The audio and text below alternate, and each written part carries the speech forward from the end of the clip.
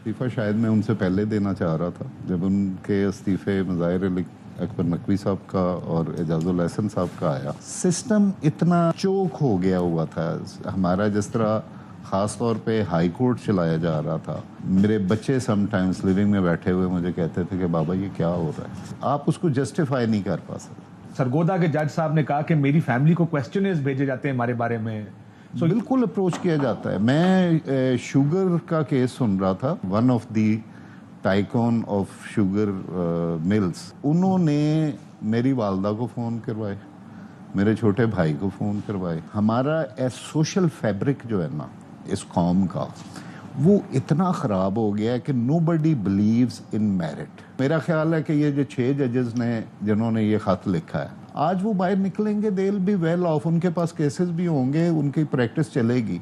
जब हम ऐसे लोगों को ले आते हैं जिनको नौकरियों का खौफ होता है, मेन पोस्ट पे बैठे हुए हैं, और वो सच इसलिए नहीं बोलते कि उनकी नौकरी चली जाएगी। तो आप कहते हैं कि इस्लामाबाद हाईकोर्ट के जज, क्योंकि उनको नौकरियां नहीं चाहिए, तगड़े लोग हैं, और हमें ऐसे ही जज चाहिए, हमें ज़हनी गुलाम नहीं चाहिए। इस्टेब्लिशमेंट ने मेरे साथ 2 दफ़ा इंटरेक्ट किया है, एक वो भी दोनों इनडायरेक्टली। मैसेज आया कि जी कोई साहब हैं, वो चिड़ियाघर से, वो कर्नल साहब हैं, वो आके तो आपको मिलना चाहते हैं। मैंने कहा जी ये जुडिशल काउंसिल हो जाएगी तो फिर मुलाकात शायद मैं कर लूँ, अभी नहीं मैं कर सकता। एक केस उसमें था कंटोनमेंट के इलेक्शंस का, तो वो मैंने सुन लिया और उसमें शायद मैंने 1-2 रिमार्क्स भी ऐसे दिए। एक गाड़ी मेरे पीछे लगाई जो इस पे टीवी पे भी हेडलाइंस पे भी चली, जो मेरे बिल्कुल, मुझे उस वक्त पता चला, जो बिल्कुल मेरे विंडो के साथ आके उसने बोनट रख के ज़ोर ज़ोर से हार्म किए। मैंने देखा तो ड्राइवर को, मैंने समझा शायद इन्हें कोई गलत ओवरटेक किया, तो कोई बंदा इरिटेट होके ये कर रहा है। तो वो ड्राइवर कहता है जी ये तो हमारे पीछे बहुत दूर से लगा हुआ है। मैंने उससे कहा गाड़ी साइड पे कर लो, गाड़ी साइड पे की तो वो गाड़ी भाग गई। वो मैंने फिर फ़ोन किया उधर पुलिस जो है मोटरवे की, मैंने कहा इसको अरेस्ट करो, ये निकले ना। तो पता चला वो पेशावर चला गया। आई कॉल्ड दी आरपीओ, उसे फ़ोन करवाया, मैंने कहा ये बंदा मुझे अरेस्ट चाहिए और मंडे को मेरे सामने इसको लेके आओ। वो मंडे को वो एक नई स्टोरी ले आए। वो आईएसको की गाड़ी थी और आईएसको की गाड़ी का वो ड्राइवर जो था उसका बच्चा बीमार था, तो वो हॉस्पिटल जा रहा था, इसलिए रैश ड्राइविंग कर रहा था। मेरी आज भी यही लेकिन क्या ये लागू है हाई कोर्ट्स में? हाई कोर्ट्स में जैसे मैंने बेंच फिक्सिंग की एक बात की, मैं माफी चाहता हूं इसको, ये लफ्ज क्योंकि हमारा पॉलिटिकली इस्तेमाल होता है, क्या ये आपने देखा है कि बेंच बनते हैं ये देख कर के, क्योंकि अब अनफॉर्चुनेट बात है सुप्रीम कोर्ट से, क्योंकि हम बहुत ज्यादा देखते हैं और माजी में भी ये मिसालें दी जाती रही हैं, अब भी शायद कदरे ठीक होगी कि आपको पता है कि कौन किस तरफ है, इन्होंने ये फैसला देना है, इन्होंने ये फैसला देना। वो जजेस हैं और अब जब बेंच बन जाएगा तो पहले पता होता है ये 3-2 का फैसला है, ये 2-1 का है, ये 4-1 का है, लार्जली पता होता है। बहुत से जजेस का नहीं पता चलता। लेकिन पिछले कुछ साल से ये बड़ा अनफॉर्चुनेट है कि हमारे बेंचेस प्रेडिक्टेबल हो गए हैं। This is very unfortunate. लेकिन जो बेंच फिक्सिंग की आप बात कर रहे हैं ना, अब हाइपोथिकेट करते हैं, हम हाइपोथिकेट करते हैं कि अगर एक चीफ जस्टिस मैनेज हो गया है तो हाउ विल ही ऑपरेट।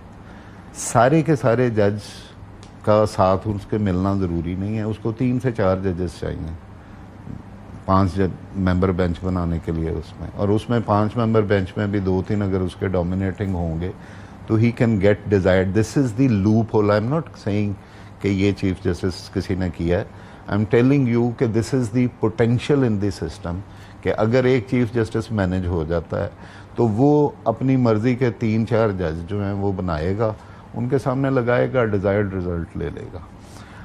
अगर बेंच पे, मैंने उस दिन ये बात की थी उसी चाय पे जिसमें मैंने कहा कि आप सीनियरिटी वाइज आप पहले 5 जजेस अपने हाई कोर्ट के या 7 जजेस, जहाँ पे कॉन्स्टिट्यूशनल इंटरप्रिटेशन की बात आती है, आप उनके पास केस लगाएं। उनमें से अगर कोई रिक्यूज़ करता है, next man will replace him. जो पहले 7 नंबर पे पहुंच गया है उसके फिर हमें कॉम्पिटेंस पे क्वेश्चन नहीं करना चाहिए। एक कॉमन प्रूडेंस कॉन्स्टिट्यूशनल हो, दूसरी हो besides the specialties that is there, तो ताकि सब लोगों को पता हो कि जी जब ये वाले केस लगेंगे तो वो इनके पास लग देंगे। अब हमारा मसला ये है कि फिर हम वहाँ पे डंडी मार जाते। आपने इस्लामाबाद हाईकोर्ट के जजेस की बात की, आपने कहा उनको नौकरी चाहिए, ये होते जजेस पे हाईकोर्ट, लाहौर हाईकोर्ट में? देखिए ये जैसे उन्होंने बात की है, पहली बात तो मैं ये करना चाह रहा था फॉर दीज 6 जजेस, उन्होंने जो लेटर लिखा है, उन्होंने लेटर इसलिए नहीं लिखा कि आप इनको बुला के इंक्वायर करें और इनके खिलाफ FIR कटाएं। This is not the letter. This letter is to the supreme judicial council. Institutional response क्या होना चाहिए? इंस्टीट्यूशनल रिस्पांस, उन्होंने इंस्टीट्यूशनल गाइडेंस सी की है। उन्होंने कहा जी ये वाकयात हैं, हम ऑलरेडी चीफ जस्टिस साहब को, इन जजेस को अप्रोच कर चुके हैं, और उससे पहले वाकया ये हुआ है कि सुप्रीम जुडिशियल काउंसिल ने शौकत अजीज सिद्दीकी साहब को बहाल करके पिछली वो सारी दे दी। अब शौकत अजीज सिद्दीकी साहब का क्या केस था कि उनके ड्राइंग रूम में 2 दफ़ा वो साहब आए और उन्होंने आके उनको प्रेशराइज किया, और उन्होंने उस प्रेशर को रिपेल करने के लिए बार रूम में जाके एक तकरीर कर दी। उस वक्त के जो उन्होंने कहा, जो सुप्रीम जुडिशियल काउंसिल थी, कि this is unbecoming of a जज ऑफ अ हाई कोर्ट, तो उनको उन्होंने सैक कर दिया। इन्होंने कहा कि जी टेक्निकली उनको पूरा मौका नहीं दिया गया, इन्होंने बहाल कर दिया। अब क्वेश्चन ये है कि एक हाई कोर्ट का जज बैठा है और वो ऐसी सिचुएशन में आ जाता है, हाउ वुड ही रिस्पॉन्ड? क्योंकि कोड ऑफ कंडक्ट जो बनाना है वो सुप्रीम जुडिशियल काउंसिल ने बनाना है। सुप्रीम जुडिशियल काउंसिल उसमें बता दे कि आप इस हद तक रिस्पॉन्ड कर सकते हैं, इस हद तक मैटर आप सुप्रीम कोर्ट को भेज दें या सुप्रीम जुडिशियल काउंसिल को भेज दें। जैसे अभी रिसेंटली आपके साथ कभी इस तरह का मामला हुआ? आपने क्या किया? कभी हुआ? पहले तो ये बताएं। मेरे साथ कोई इस तरह का डायरेक्ट नहीं हुआ। मैं एक तो मुझे पहले भी ये बड़ा सवाल पूछा है कि जी आपने इस्टेब्लिशमेंट के प्रेशर में किया। इस्टेब्लिशमेंट ने मेरे साथ 2 दफ़ा इंटरेक्ट किया है, एक वो भी दोनों इनडायरेक्टली, नॉट डायरेक्टली।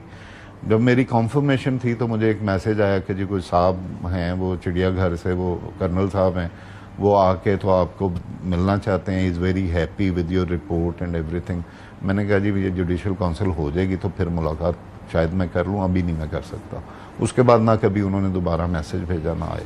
दूसरी दफ़ा मैं यहाँ पे पिंडी बेंच में बैठ के कुछ केसेस सुन रहा था जिसमें आर्मी, ये एयर फोर्सेस सारी रिस्पोंडेंट थी।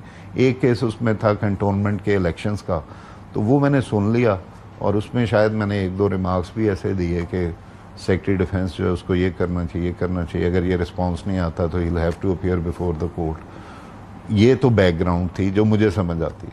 बट एक गाड़ी मेरे पीछे लगाई जो इस पे टीवी पे भी, हेडलाइंस पे भी चली, जो मेरे बिल्कुल, मुझे उस वक्त पता चला, जो बिल्कुल मेरे विंडो के साथ आके उसने बोनट रख के ज़ोर ज़ोर से हार्म किए। मैंने देखा तो ड्राइवर को, मैंने समझा शायद इन्हें कोई गलत ओवरटेक किया, तो कोई बंदा रेट आउट होके ये कर रहा है। तो वो ड्राइवर कहता है जी ये तो हमारे पीछे बहुत दूर से लगा हुआ है। मैंने उससे कहा गाड़ी साइड पे कर लो। गाड़ी साइड पे की तो वो गाड़ी भाग गई।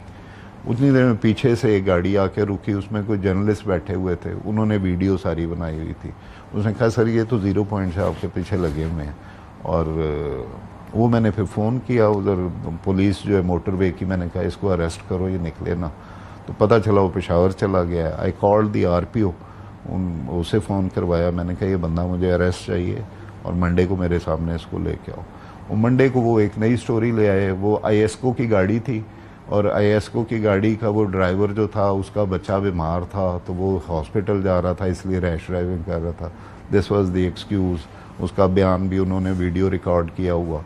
मैंने फिर उनसे पूछा, मैंने कहा जी ISCO की गाड़ी की कोई लॉग बुक होगी ना, तो वो लॉग बुक से बताएं ये किस ऑफिसर की थी, किस ड्यूटी पे थी, तो ताकि पता चले कि ये वाकई ये इसकी गलती है, ये गलत गाड़ी लेके निकला है, तो something substantial should be there. वो उन्होंने रिपोर्ट बना के लॉग बुक वाली बात जो है सारी गायब हो गई उसमें, और वो जो है रिपोर्ट मुझे दे दी। मैंने उनको 2-3 दफ़ा बुलाया पुलिस वालों को, वो मैंने उठा के अपने इंस्टीट्यूशन को दे दी। मैंने कहा जी वो जो भी उसके इंचार्ज जज थे